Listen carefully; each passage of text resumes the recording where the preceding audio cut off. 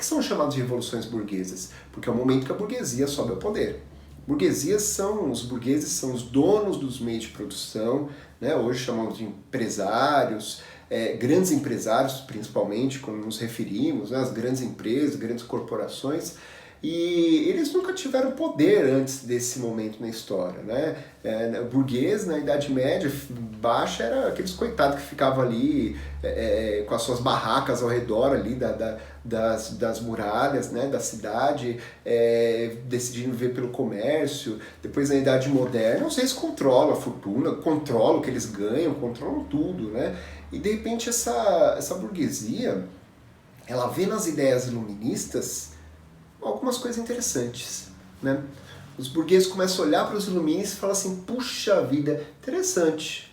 E não é interessante isso que eu falei para vocês, é interessante o que eles estão enxergando.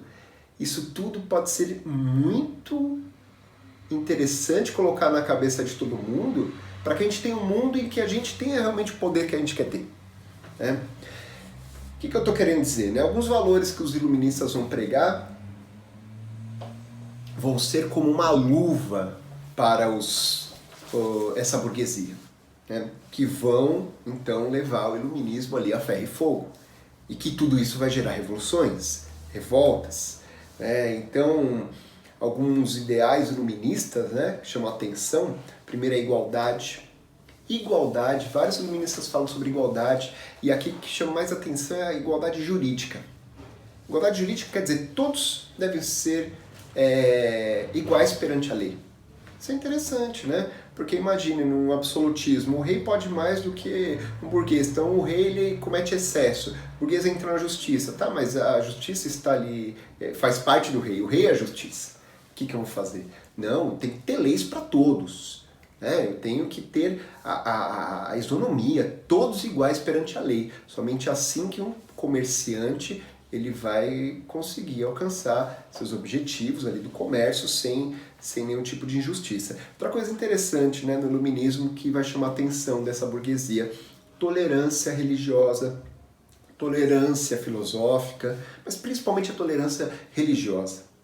Para um comerciante, não é importante se eu sou judeu, se eu sou árabe, se eu sou cristão, o importante é vender.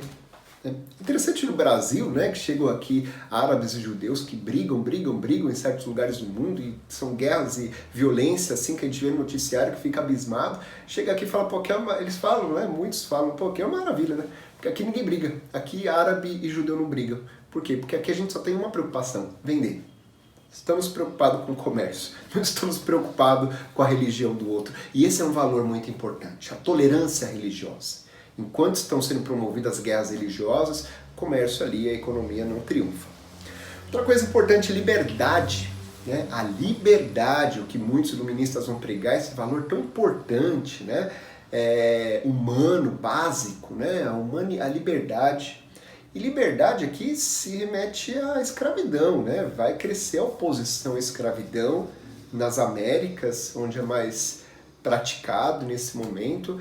E por quê, né? Porque uma pessoa que não é livre, uma pessoa livre, antes de tudo, é dona do seu próprio corpo. Se eu não sou dono do meu corpo, eu sou escravo, eu não tenho salário, eu não compro. Eu não compro. Para o comércio isso é péssimo, um escravo. Ironicamente, essa ambição burguesa vai gerar o fim da escravidão. Né? A Inglaterra, quando estava como superpotência, pressionou o Brasil até onde pôde para acabar com a escravidão brasileira. Porque não é interessante ter escravos. Não é interessante ter escravos. É importante ter pessoas assalariadas para comprarem o que elas querem. Comprar principalmente os produtos ingleses. Pensar essa burguesia inglesa. Então, ironicamente, vão impulsionar o fim da escravidão, vão impulsionar muito da revolução feminista no século XX, né? Quando se percebe, olha, precisamos que a mulher saia de casa, trabalhe para ter o seu salário, para poder comprar. Percebe como vai chamando a atenção os valores iluministas para essa burguesia. E o valor mais importante de todos, né? Colocado quase como sagrado, né? Embora ele não use essa palavra, John Locke, a propriedade. Eu tenho um Estado que garanta ali esse direito básico humano, que é a propriedade. O que é meu é meu. O que é meu, ninguém pode tomar. O que era comum ali no absolutismo, o absolutismo tomava mesmo. Vê o cara ganhando muito dinheiro, vê o comerciante ganhando muito, coloca novas regras ali para poder tomar para ele, para ter uma vida ali luxuosa dentro dos seus palácios, né? Então, igualdade, tolerância, liberdade, propriedade são alguns dos valores que os iluministas vão pregar como dados pela razão ali, como básico para a humanidade. Vão fazer discurso sobre isso e a burguesia vai achar muito interessante. Muito interessante. Essa união, então, dessa burguesia que vai lutar, vai levar o povo a lutar com os ideais iluministas, vão gerar revoluções burguesas e vai gerar esse mundo contemporâneo, né? Vamos ver na próxima aula, o ideal central, o que vai nascer do iluminismo, vai ser o liberalismo. Esse liberalismo vai ser a base de todo o sistema político mundial nos dias de hoje. Agora, uma questão interessante que fica, vale a pena a gente pensar, os iluministas pensavam num mundo em que, dominado pela razão, pela ciência, que seria melhor para todo mundo.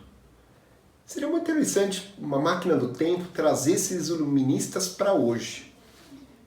Com certeza eles ficariam abismados, falando, nossa, temos um mundo dominado pela técnica, pela ciência.